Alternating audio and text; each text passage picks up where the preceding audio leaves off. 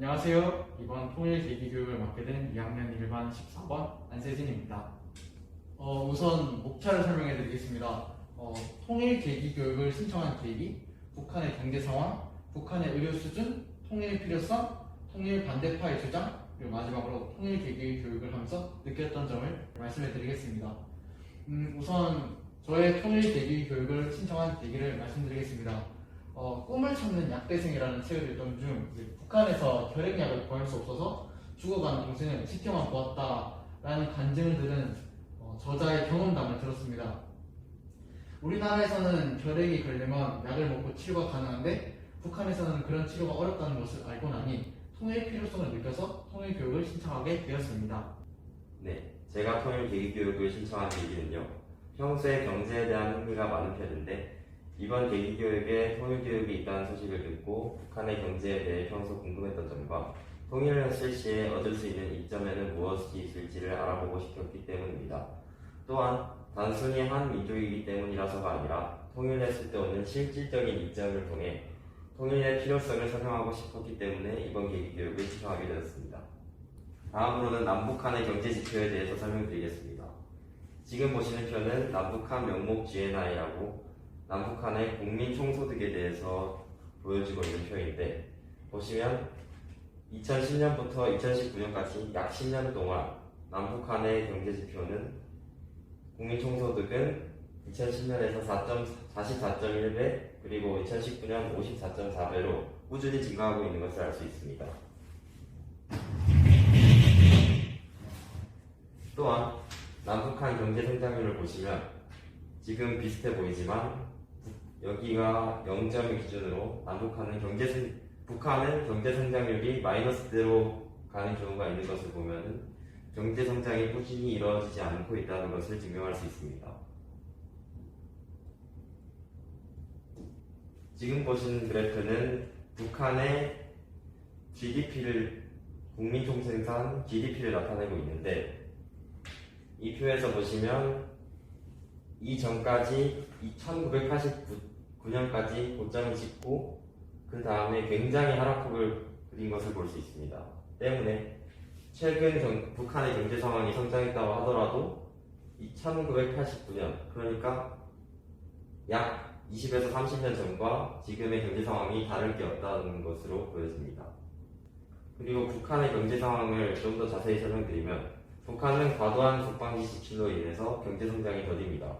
또한 북한의 남자는 군복무 10년, 여자는 군복무 6년이 의무로서 그렇게 군복무를 길게 해버리면 경제 성장에 쓰일 젊은 일꾼들이 사라지게 되겠죠.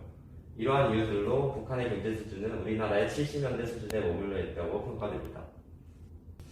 북한의 의료 수준을 말씀드리겠습니다. 먼저 북한의 의료 수준은 제대로 된 의료 체계를 갖추고 있지 않다고 합니다.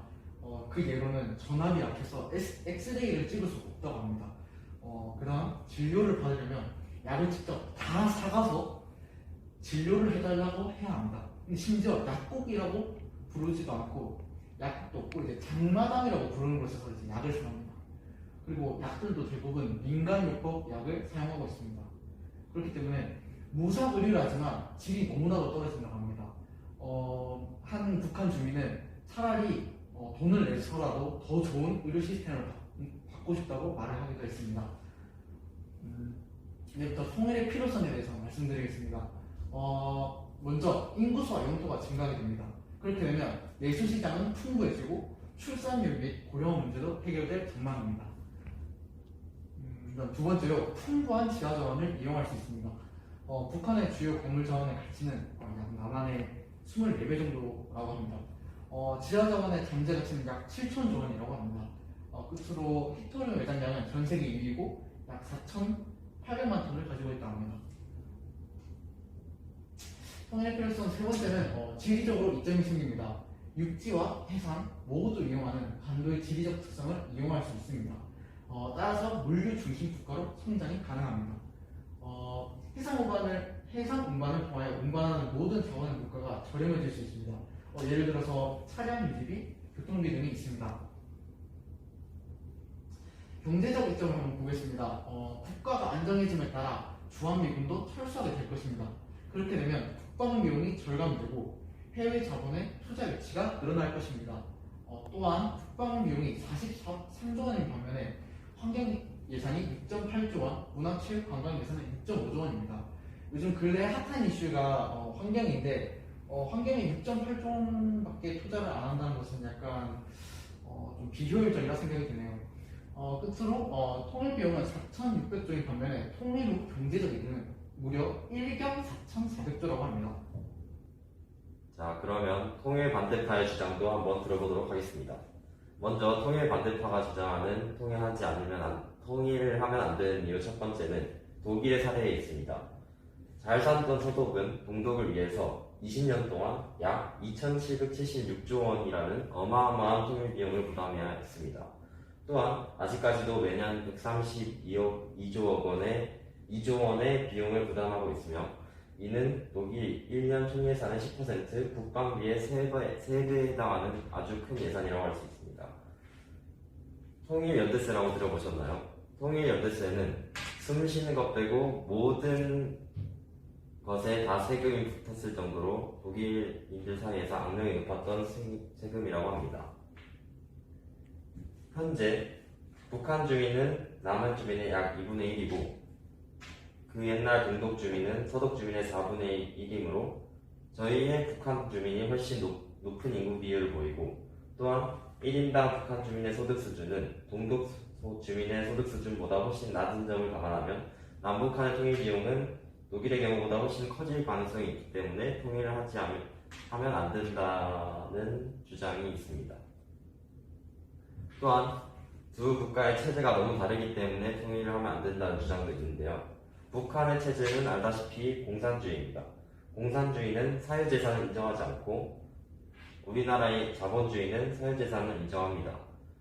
그렇기 때문에 공산주의에서 자본가는 공산주의의 일민들의 적일 수밖에 없습니다. 또한 북한은 현재 독재 국가로 그 독재자가 권력을 가지고 있는 반면 우리나라는 민주국가로 국민이 국가의 주인입니다. 그래서 국민들이 투표권을 포기하느냐, 정권이 권력을 내려놓느냐, 통일을 했을 때 이것이 최대 쟁점이 될 수 있습니다. 그렇기 때문에 평화적인 통일은 사실상 불가능하다는 것이 통일을 하면 안 된다는 제게 주장입니다. 네, 통일을 대기교육을 하면서 느꼈던 점은 우선 북한의 경제 상황과 통일했을 때 한반도에 오는 경제적 영향이 무엇인지 참고하고 싶었는데 이번 교육을 위한 조사를 통해서 궁금증을 해소할 수 있어서 좋았습니다. 통일을 했을 때 분명 초기에는 재정적인 타격이 클 수 있지만 잠재적으로 보았을 때 저출산, 고령화 문제를 해결할 수 있을 뿐만 아니라 잠재력 넘치는 북한의 자원을 개발시키고 육로를 활용해서 무역을 더 발전시킨다면 충분히 단점들을 상회하는 장점들이 있다고 느꼈습니다. 지금 당장은 아니더라도 점진적으로 통일을 준비해야 한다는 생각을 가지게 되었습니다. 저의 느낀 점도 말씀드리겠습니다. 평소 통일을 해야 한다고 막연하게 생각했지만 왜 통일을 해야 하는지에 대해서 깊게 생각해보지 못했습니다. 하지만 조사를 하면 할수록 더욱 통일이 필요하다는 점을 느꼈습니다. 특히나 결핵약이 없어서 가족이 죽어가는 것을 그래서 지켜만 본다는 것을 들었을 때는 정말 마음이 아팠습니다. 그렇다고 무턱대고 통일을 할 수 있는 상황은 아니라는 것을 배웠습니다. 지금 당장 통일을 하게 되면 너무나도 큰 혼란이 오기 때문입니다. 그렇기 때문에 체계적이고 탄탄한 계획을 세운 뒤에 차츰차츰 통일을 해야 한다는 것을 느꼈습니다. 경제, 사회, 문화의 차이를 서로가 이해하고 도와주며 더 좋은 통일 한국이 오길 바라며 이번 계기교육을 마무리하겠습니다.